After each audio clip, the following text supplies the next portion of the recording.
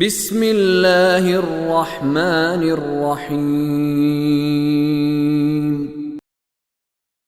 ومن دونهما جنتان فبأي آلاء ربكما تكذبان مدهامتان فبأي آلاء ربكما تكذبان فيهما عينان نضاختان فبأي آلاء ربكما تكذبان فيهما فاكهة ونخل ورمان فبأي آلاء ربكما تكذبان فيهن خيرات حسان فبأي آلاء ربكما تكذبان حور مقصورات في الخيام فبأي آلاء ربكما تكذبان لم يطمثهن إنس قبلهم ولا جان فبأي آلاء ربكما تكذبان متكئين على رفرف خضر وعبقري حسان فبأي آلاء ربكما تكذبان تبارك اسم ربك ذی الجلال والإکرام۔ اور ان دونوں باغوں کے علاوہ دو باغ اور ہیں، بس تم دونوں اپنے رب کی کس کس نعمت کو جھٹلاؤ گے؟ دونوں باغ گھنے سرسبز، یہ مدہامتان سے مراد ہے اتنا سبز کہ گویا بلیک ہے،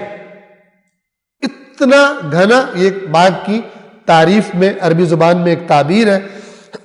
سرسبز گھنے باغ ہیں دونوں، پس تم دونوں اپنے رب کی کس کس نعمت کو جھٹلاؤ گے؟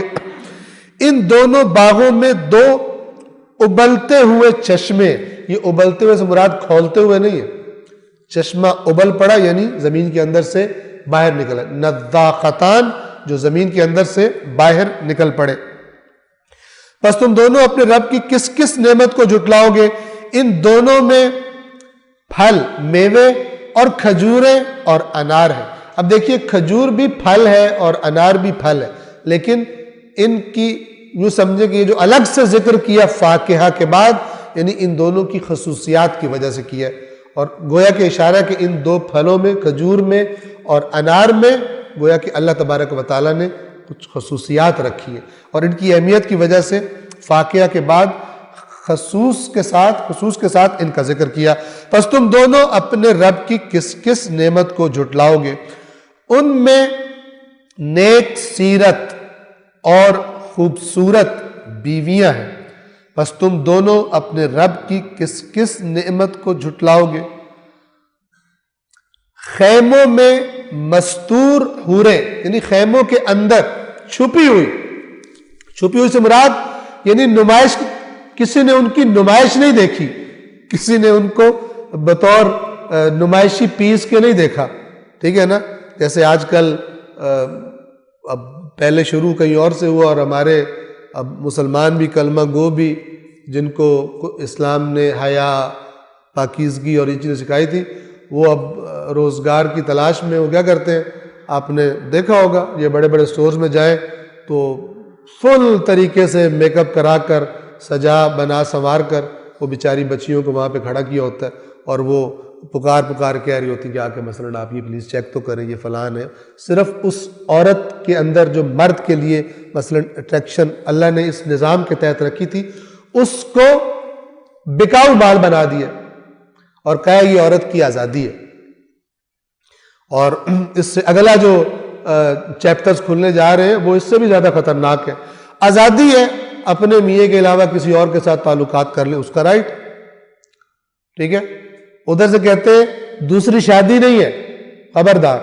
ادھر سے عورت کا رائٹ ہے کہیں اور بھی تعلق بنا لے، کوئی مسئلہ نہیں اس کو، ٹھیک ہے؟ آپ ناجائز، جنہیں شریعت اسلام ناجائز تعلقات کہتی ہے، وہ معاشرے میں عام سسٹم ایسا ہے، اس کی ترویج ہے، اور جو خداوند عالم نے رکھا ہے کہ اس قانون کے اندر رہ کر حلال طریقے سے یہ لذتیں جو ہیں وہ تمہارے لیے، اس پر آہستہ آہستہ قدغن لگا دیجئے۔ اور یہ بالکل وہ شیطان اللہ کے نظام کے پیرلل میں اپنا جو اس نے قسم کھائی ہوئی ہے کہ تو تھوڑے ہی پائے گا جو تیری بات مانیں گے، ان میں سے اکثر میرے پیروں ہوں گے،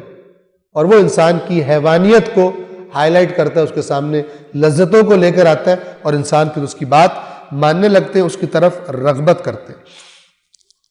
خیموں میں مستور حوریں، پس تم دونوں اپنے رب کی کس کس نعمت کو جھٹلاؤ گے۔ البتہ میں نے پہلے بھی اسی درس میں عرض کیا تھا کہ دین اسلام خاتون کو اپنے مثلا حجاب میں حیا میں رہتے ہوئے اسے کام کرنے کی اجازت دیتا ہے، ایسا کہ نہیں ہے کہ کام کرنے کی اجازت نہیں ہے، گھر سے نکلنے کی اجازت نہیں ہے، ایسا نہیں ہے، لیکن عورت کے لیے ایک خاص دید ہے اسلام کی، اور وہ ایک قیمتی چیز، ایک پاکیزہ، ایک محفوظ اس ماحول میں عورت کو دیکھنا چاہتا ہے، کیونکہ اس پاکیزگی کا اثر اس کی نسل پہ پڑنا ہے جو اس نے پالنی ہے، اپنے رحم سے جن اولادوں کو اس نے دنیا میں لانا ہے اس کی پاکیزگی کا اثر اس اولاد پر پڑے گا، ورنہ جو ایک خاندان کا نظام ہے وہ تباہ ہو جائے گا۔ عورت کے تعلقات مثلا خدا نخواستہ نعوذ باللہ کئی جگہوں پر ہو تو یہ مسئلہ اللہ تعالیٰ، اللہ کا دین اس نگاہ سے دیکھتا ہے، لہذا حتیٰ کہ جنت کے اندر جو حوریں ہیں جن کی تعریف کی جا رہی ہے ان کی صفات بھی حیا والی بیان کی جا رہی ہے۔ اور ہم جو ابھی جناب سیدہ کے پہلے ہم نے ایام فاطمیہ کیے، اس کے بعد جناب سیدہ کا جشن منایا، ان کی روز روشن کی طرح یہ فرمان کہ عورت کے لیے بہترین چیز یہ ہے کہ نہ وہ نامحرم کو دیکھے اور نہ نامحرم اس کو، یعنی اس کے لیے آئیڈیل ہے، ضروری موارد میں جہاں کوئی چارہ نہ ہو مثلا کیا جا سکتا ہے، لیکن اس کے اندر خواہش یہ ہو کہ میں مردوں سے انٹریکشن، عام کھلے عام مردوں سے انٹریکشن میں نہ کروں، یہ اس کی عفت اور پاک دامنی کی حفاظت ہے۔ تو پس تم دونوں اپنے رب کی کس کس نعمت کو جھٹلاؤ گے